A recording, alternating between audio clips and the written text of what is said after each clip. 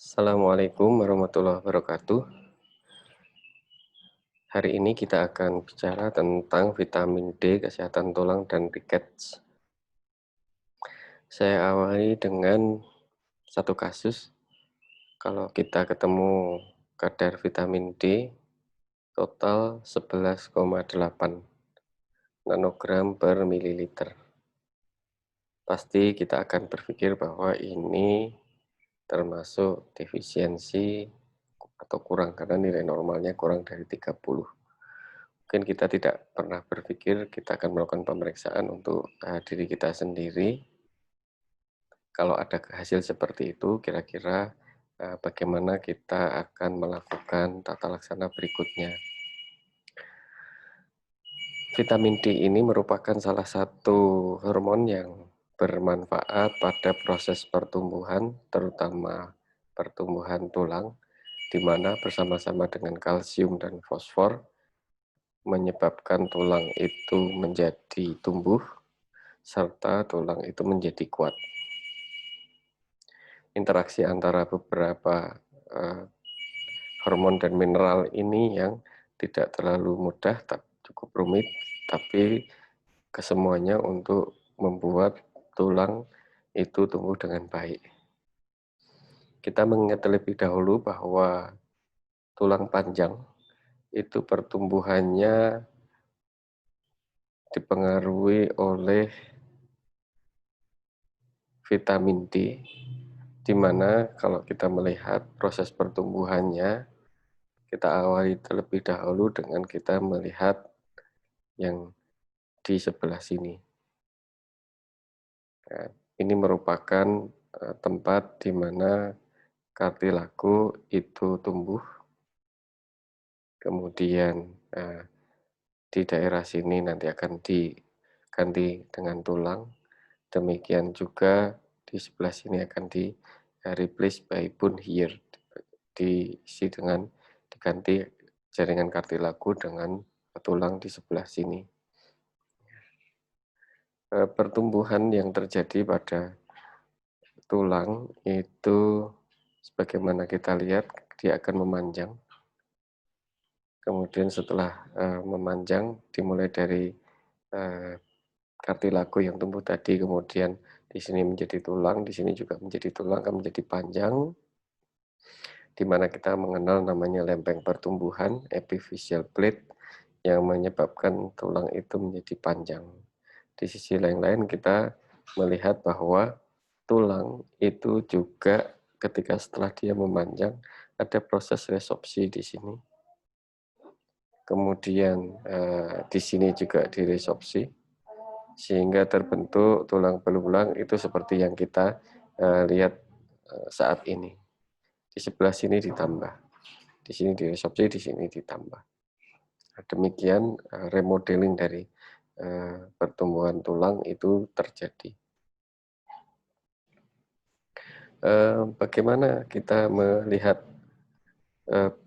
tulang itu tumbuh secara histologis? Kita mungkin ingat kembali, kita mengenal beberapa zona-zona yang kalau kita potong dari lempeng epifisis, kemudian kita akan mengenal zona yang disebut sebagai resting zone, zona istirahat, kemudian zona proliferasi atau zona pertumbuhan di mana sel-sel kartilago ini akan mengalami mitosis, kemudian zona hipertrofi di mana sel-sel kartilago itu bertambah besar. Kita lihat membesar sel-selnya, kemudian masuk ke zona kalsifikasi, di mana pada zona kalsifikasi ini matriks tulang itu yang terdiri dari kalsium dan fosfat, itu dia akan mengisi matrik yang ada, kemudian sel-sel kartilago mati, kemudian matriks tulangnya itu menjadi calcified karena adanya kalsium dan fosfat. Kemudian osteoblast dia akan mendeposisi matrik tulang di zona ini. Terjadi ke berikutnya yaitu zona osifikasi, di mana jaringan tulang itu akan terbentuk menutupi spikula dari kartilago, terbentuk lah tulang yang baru. Ini sebagaimana kita lihat di lempeng efisis, kemudian dia tumbuh ke arah sini. Ya. Di sisi lain kita coba melakukan pontolingan, kita akan melihat bahwa ini tulang pada bayi, anak, dan pada dewasa. Kita lihat bahwa oleh osteoblas tulang akan dideposisi di sini, tapi dari dalam juga oleh osteoklas tulang akan diresorpsi, sehingga kita akan melihat lubang yang di tengah ini relatif hampir sama proporsinya dengan diameter dari tulang. Di sini bekerja yang namanya osteoblas dan osteoklas. Bagaimana vitamin D itu berperan dalam pertumbuhan tulang? Ini cukup panjang, dari vitamin D3. Vitamin D3 itu kemudian akan diubah menjadi vitamin D3 25 hidroksi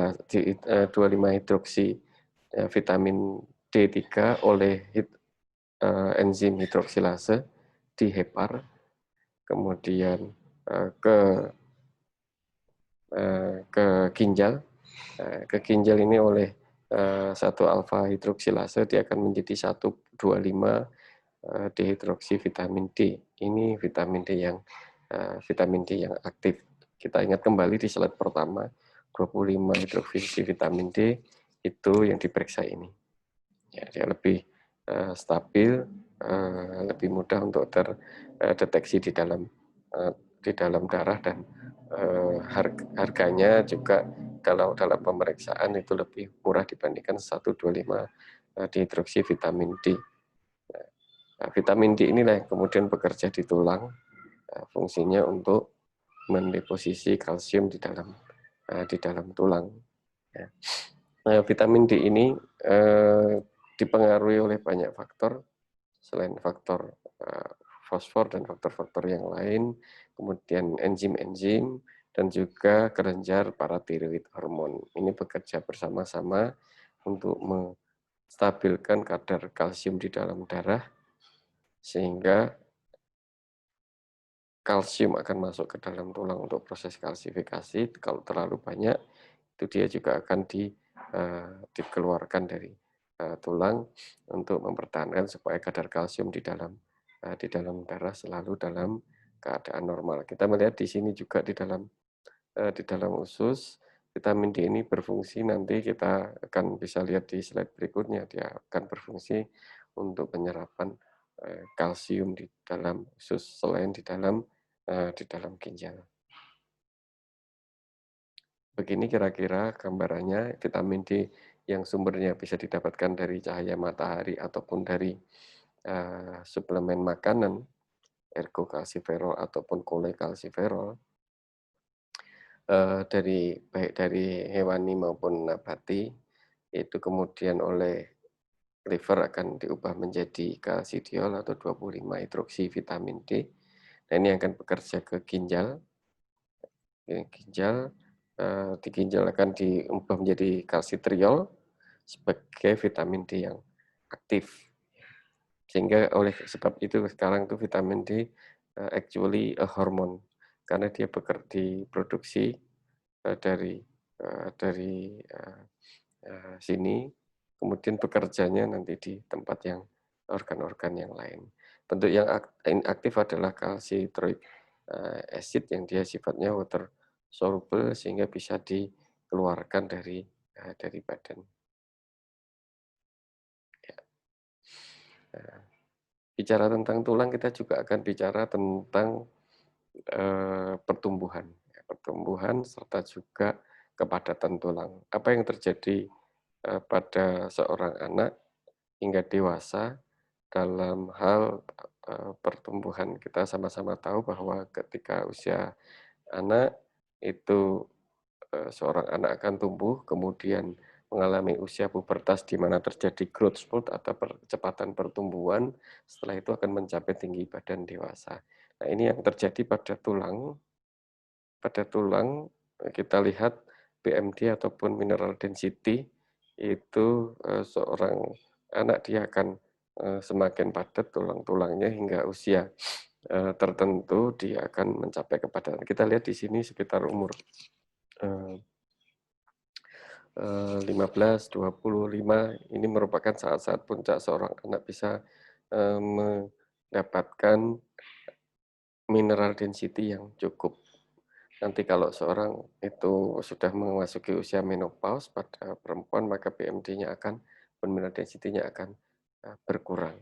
Nah, ini kalau seorang anak tidak bisa mencapai maksimal pun mineral density, kita bisa lihat misalnya di bawah, dia akan, pada waktu menopause dia kecenderungan untuk frakturnya otomatis akan lebih besar. Dan kita lihat bagaimana, formasi pembentukan tulangnya. Kita lihat, pada masa infant, kemudian masa, childhood, kemudian pada masa pubertas dia formasinya sangat tinggi sekali sampai masuki usia dewasa relatif, formasinya, rendah, agak meningkat sedikit nanti di usia-usia di atas 45. Demikian juga resorpsinya kita lihat di sini resorpsinya lebih tinggi. Sehingga makanya kita lihat BMD-nya ataupun mineral density-nya dia semakin relatif lebih rapuh. Kita lihat di sini juga yang kuning resorpsinya lebih daripada formasi. Sehingga tulang akan terlihat lebih rapuh pada usia, eee, yang geriatri atau tua. Ini sebagai gambaran kalau tulang itu normal, seperti ini kepadatannya bagus, kalau tulang itu tidak padat atau porotik, ya itu bentuknya seperti ini, sehingga relatif akan mudah patah. Apa yang terjadi pada kekurangan vitamin D, kita lihat bahwa kalau pada yang normal seperti ini, kepadatan bagus, tapi pada kekurangan vitamin D, satu mudah fraktur, mudah patah, dan kita lihat ini kepadatan tulangnya tidak terlalu baik. Selain kepadatan tidak baik, kemudian tulang relatif jadi bengkok.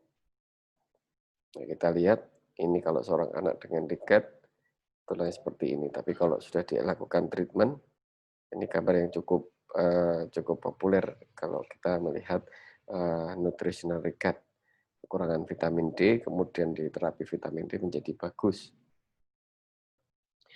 Mari kita lihat terlebih dahulu algoritma dari short stature atau perawakan pendek, di mana tempatnya dari riket atau vitamin D. Kita ingat kembali kalau ada perawakan pendek, kita harus pastikan apakah kecepatan pertumbuhannya normal atau tidak, ada dismorfologi atau tidak, ada disproporsi atau tidak, kemudian apakah itu kelainan endokrin atau kelainan-kelainan yang lain seperti malnutrisi dan yang lain.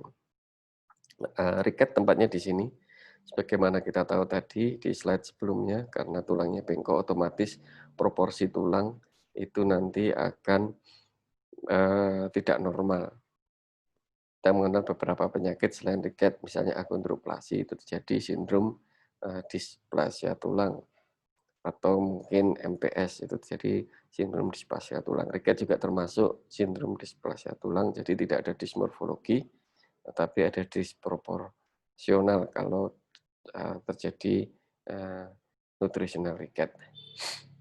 Mari kita lihat contoh kasus, misal seorang anak perempuan usia 8 tahun, berat 18, tinggi 118 dengan keluhan pendek. Apakah benar pendek dan apakah yang harus dilakukan? Ini mungkin akan datang ke tempat pelayanan kita, apa yang harus kita lakukan? Tentunya kita harus melakukan pemeriksaan anamnesis, pemeriksaan fisik, dan juga pemeriksaan antropometri untuk memastikan sesuai dengan algoritma pendek tadi apakah anak tersebut termasuk pendek atau tidak. Kita lakukan pemeriksaan tinggi badan ayah, tinggi badan ibu untuk menentukan tinggi potensi genetik. Kita lakukan pengukuran tinggi duduk untuk menilai apakah proporsinya normal atau tidak. Kita tanyakan berat lahirnya untuk mengetahui dan panjang lahir untuk mengetahui apakah ada kemungkinan IUGR atau Small for Gestational Age. Kemudian kita plotkan di kurva. Ini saya pakai kurva CDC, kita plotkan. Ini tinggi potensi genetik tempatnya di sini di antara persentil 25 sampai sekitar persentil 80, dan posisi saat ini anak di bawah persentil 5, sehingga ini pasti bukan familial short stature. Kalau dia tinggi potensi genetiknya jauh dari tinggi potensi genetiknya. Anak relatif pendek dan agak gemuk. Kan kalau kita lihat ya, berat badannya mendekati persentil 5 dan yang tinggi badannya agak jauh dari persentil 5. Berarti pendek gemuk. Mungkin kita akan berpikir apakah ini kelainan endokrin atau bukan kalau kita melihat di algoritma.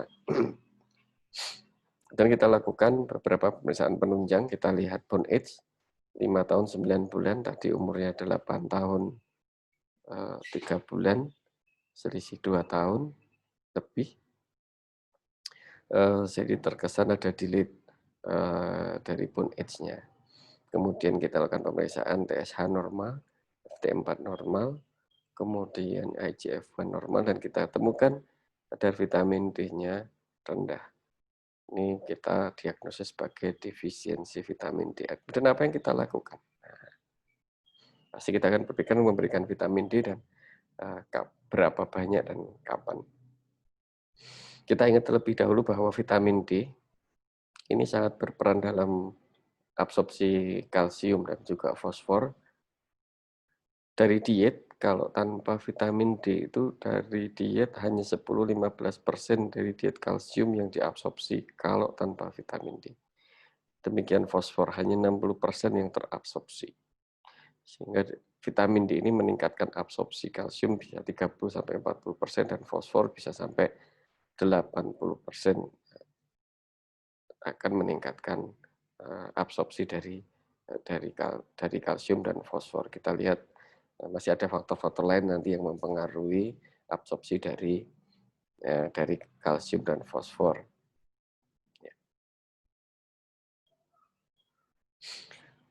Apa fungsi dari vitamin D? Yang klasik adalah untuk pembentukan tulang, tadi sudah kita bahas, di mana vitamin D 125 dihidroksi vitamin D itu dia akan bekerja di vitamin D reseptor, kemudian dia akan bekerja secara klasik itu untuk proses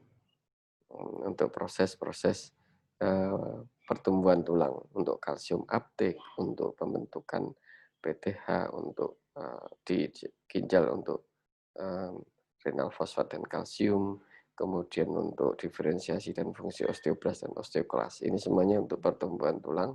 Sedangkan untuk yang non klasikal ini yang sekarang sedang cukup tren, yaitu misalnya untuk anti-inflamatori, kemudian angiogenesis, regulasi apoptosis, dan lain-lain. Ya. Berapa banyak sebenarnya prevalensi vitamin D? Kalau di negara-negara barat, kita lihat data bisa 20-100%. Sementara anak-anak dan young dan middle age adults high risk untuk defisiensi vitamin D dan insufisiensi di seluruh dunia sebenarnya. Tidak hanya di negara-negara barat saja. Disebutkan worldwide kemungkinan high risk untuk vitamin D deficiency dan insufisiensi. Dan rupanya jumlahnya cukup banyak, seperti di Australia, data-data di Timur Tengah, di India, Afrika, dan di Amerika Selatan juga kejadiannya cukup banyak. Berapa banyak ini di Amerika? Kadar vitamin D25 hidroksi vitamin D kurang dari 20. Adolescent di Boston itu sekitar lebih dari 50%. 48% pre-adolescent girls di Maine. Beberapa penyebab defisiensi. Kenapa bisa defisiensi? Satu, yang jelas kita lihat tadi sumber vitamin D adalah sinar matahari. Paparan sinar matahari yang tidak adekuat, banyak faktornya yang pengaruhnya. bukan hanya penggunaan sunscreen atau mungkin kulitnya yang lebih gelap. Banyak faktor relatif anak-anak sekarang itu tidak, terpapar sinar matahari yang cukup karena lebih banyak bermain di rumah, kemudian di sekolah itu lebih banyak juga di dalam ruangan. Obesitas dikatakan mempengaruhi, menjadi salah satu penyebab defisiensi vitamin D, fat malabsorpsi, sindrom nefrotik, obat-obatan antikonvulsan, kasus-kasus epilepsi, obat-obatan HIV itu punya risiko. TB itu juga punya risiko defisiensi vitamin D, atau yang ini penyakit di endokrin, hiperparatiroid primer itu akan menyebabkan defisiensi vitamin D. Ini tadi dari pediatrik tahun 2008 penyebabnya sintesis vitamin D kurang karena dari pigmentasi kulit yang kurang, karena ada sunscreen atau mungkin pakai penutup baju, aspek geografis, kemudian intake yang kurang dari sumber vitamin D pada bayi karena simpanan vitamin D dari ibu, atau mungkin juga karena pemberian eksklusif dilanjutkan dengan eksklusif breastfeeding. Kemudian penyakit-penyakit malabsorpsi atau penyakit-penyakit yang berkaitan dengan berkurangnya sintesis atau peningkatan degradasi 25 hidroksivitamin D pada penyakit-penyakit seperti chronic liver, sebagaimana kita tahu tadi salah satu enzim yang bekerja di liver, kemudian obat-obatan, obat-obat TB, obat-obat antikonvulsan. Apa akibatnya kalau terjadi defisiensi vitamin D? Otomatis akan jadi gangguan pada metabolisme kalsium, fosfor, dan tulang. BMD, bone mineral density akan berkurang, bisa menyebabkan sampai osteoporosis. Ada defek mineralisasi tulang, sehingga kalau pada anak terjadi riket, pada dewasa terjadi osteomalasia, nyeri pada tulang-tulang dan otot. Kemudian otot juga akan lemah, sehingga susah untuk berdiri, jalan, bahkan berisiko terjadinya fraktur. Ini yang terjadi kalau vitamin D masih normal, kalsium intake normal, ini sehingga mineralisasi tulang dia akan normal. Kalau vitamin D normal, di sini ada vitamin D insufisiensi, tapi kalsium intake-nya normal, dia bisa jadi masih normal. Apa yang terjadi kalau vitamin D normal, kalsium intake-nya kurang? Ya, mungkin masih bisa normal atau hanya early biochemical abnormalities. Kalau kita periksa kadar kalsiumnya mungkin kurang, tapi kadar vitamin D-nya masih baik. Ini berarti masalah intake kalsium yang kurang. Bisa jadi vitamin D-nya sudah defisiensi tapi kalsiumnya masih normal. Ini juga belum ada kelihatan gejala pada tulang, hanya tampak pada kelainan pada pemeriksaan darah. Demikian juga kalau vitamin D insufisiensi, kalsium insufisiensi, ini juga baru ada kelainan di dalam darah, belum sampai manifest pada tulang. Berbeda dengan yang di sini, kalau intake kalsium kurang, kadar vitamin D-nya insufisien, belum defisien, mungkin sudah terjadi riket. Vitamin D defisien, kalsium intake-nya tidak mencukupi, juga akan timbul riket. Vitamin D defisien, kalsium intake-nya defisien sedikit, ya otomatis akan terjadi manifestasi riket. Ya, sehingga dikatakan mirip dengan pada defisiensi zat besi.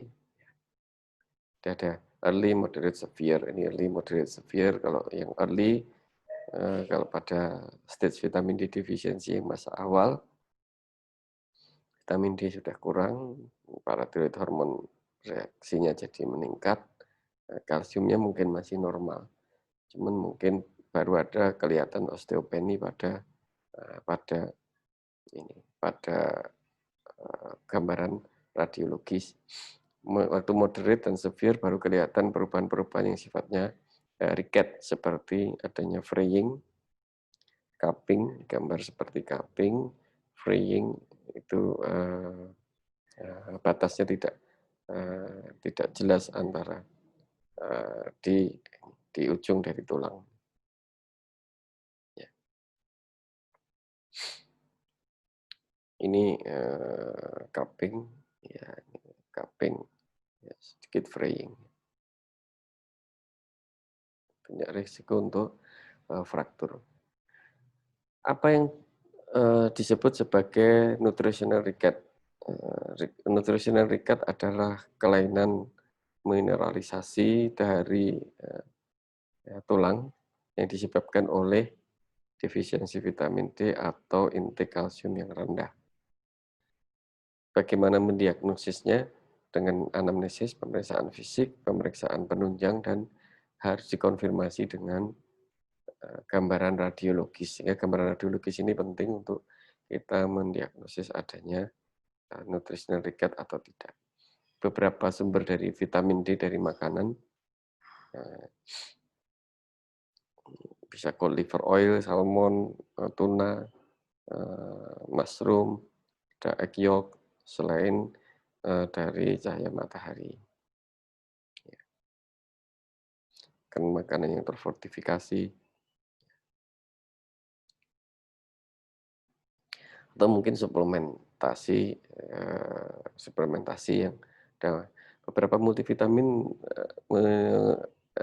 mengandung vitamin D, bisa kita lihat, tapi ada juga yang sediaan tersendiri vitamin D, ada yang sediaan 400, ada yang 1000, ada yang 2000 yang saya lihat.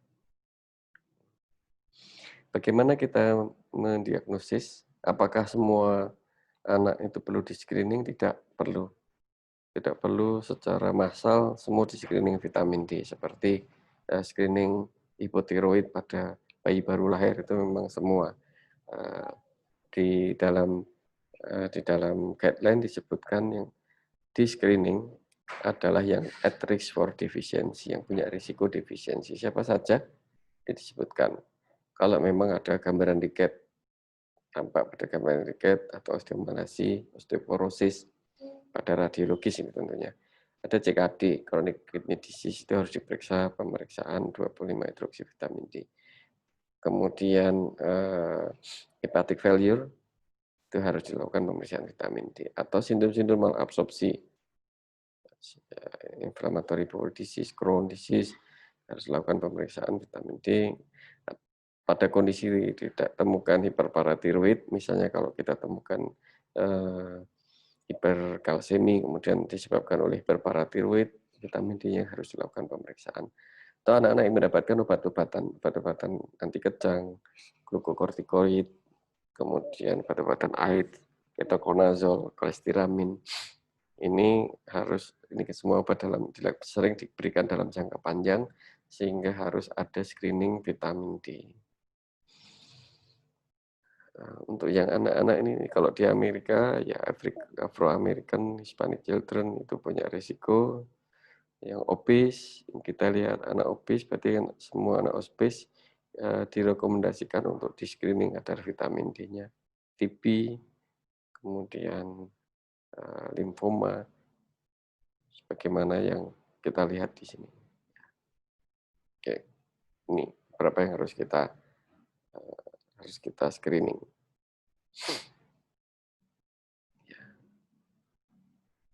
Kapan kita lakukan screening juga? Kalau ada gejala yang non-spesifik, misalnya ada gagal tumbuh, delay terhadap gross motor, ada iritabilitas, anak-anak yang bayi yang dark skin, yang tinggal di higher altitude, itu yang di negara-negara yang 4 musim, kemudian mendapatkan antikonvulsan, kortikoid, chronic disease yang malabsorpsi, atau anak-anak yang sering kita dapatkan adanya fraktur berulang, kemudian BMD rendah, itu harus dilakukan pemeriksaan vitamin D. Ini salah satu penelitian kita di bagian anak, pengaruh pemberian obat anti epilepsi. Jadi rata-rata terdapat penurunan kadar vitamin D pada anak penderita epilepsi yang mengkonsumsi OAE. kejadiannya cukup tinggi 27,5% defisiensi. Yang mempengaruhi adalah kalau usia 5 tahun dan lama terapi lebih dari 2 tahun, mempengaruhi kejadian defisiensi vitamin D. Yang diperiksa apa adalah 25 hidroksi vitamin D. Sebagaimana guideline menyebutkan, yang diperiksa adalah 25 hidroksi vitamin D. Hasilnya mohon nanti diperhatikan kesatuannya. Ada yang menggunakan nanogram per desiliter, ada yang menggunakan nanomol per liter. Selama ini saya lihat kalau yang di Indonesia kita pakai nanogram per desiliter. Disebut defisiensi di bawah 12, 12-20 insufisiensi, sufficient lebih dari 20, lebih dari 3, lebih dari 100 itu punya risiko toksisitas. Jangan diperiksa 1,25 dihidroksi hanya dilakukan pada kemungkinan kelainan-kelainan metabolisme vitamin D ataupun fosfat yang diturunkan atau yang didapat. Ini nanti bagian endokrin saja. Cukup melakukan pemeriksaan ini.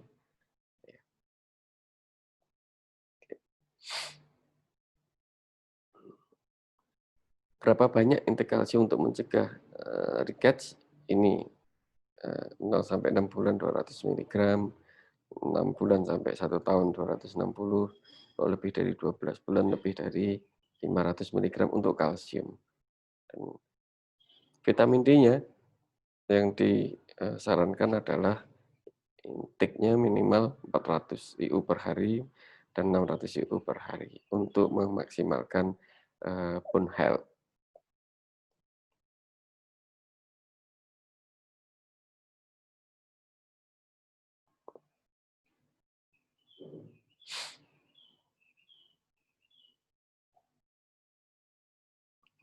Pada anak-anak yang sehat, kita lihat bahwa screening tadi tidak direkomendasikan sehingga akibatnya tidak ada batas no specific 25 hydroxyvitamin D threshold untuk suplementasi vitamin D yang ditargetkan pada populasi. Ini juga kita biasanya agak kesulitan untuk melakukan penilaian berapa banyak kadar vitamin D yang didapatkan dari makanan.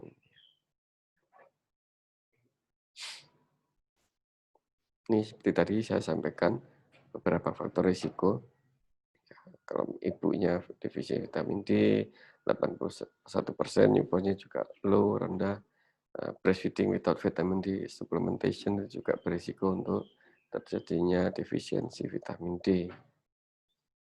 Sehingga kita lihat juga bahwa di Finland, infant yang diberikan 2000 IU vitamin D per hari itu akan mengurangi risiko DM tipe 1 karena di Finland itu banyak kejadian DM tipe 1. Di Jepang juga dikatakan pemberian 1.200 pada anak-anak akan mengurangi risiko influenza. Di Afro-American itu yang anak-anak yang tensinya normal diberikan per hari 2.000 dibandingkan yang 400 lebih tinggi 25 hidroksi vitamin D dan lower arterial wall stiffness-nya juga arterial wall stiffness-nya lebih rendah.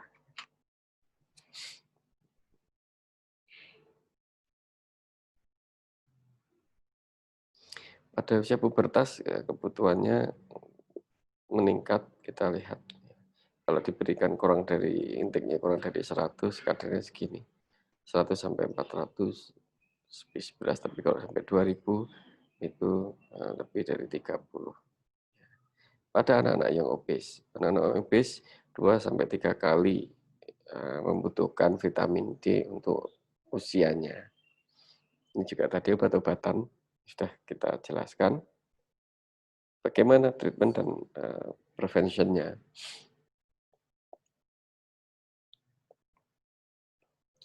100 IU per D itu akan meningkatkan 1 nanogram per mililiter. Jadi kalau ada 1000 mungkin menaikkan 10. Kemudian vitamin D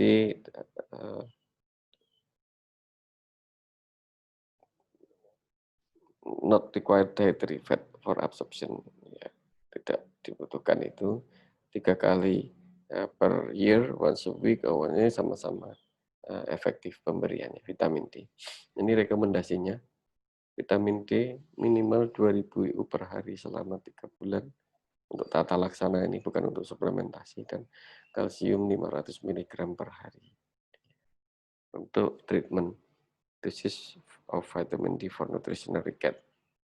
Ya. Setelah 3 bulan dilanjutkan dengan maintenance daily dose-nya 400 kalau usia segini dan 600 kalau di atas 1 tahun. Ini pemberiannya, kalau anak di bawah 1 tahun diberikan 2000 international unit per hari selama 6 minggu, kemudian sampai di atas 30, kemudian dilanjutkan dengan maintenance 400 sampai 1000, agak berbeda dengan yang tadi. Semakin tinggi, ya, maintenance-nya juga semakin tinggi. Ini 600. Manfaat dari pemberian vitamin D yang non kalsemik di dalam guideline disebutkan untuk mencegah, tapi tidak direkomendasikan pemberiannya di luar recommended daily needs.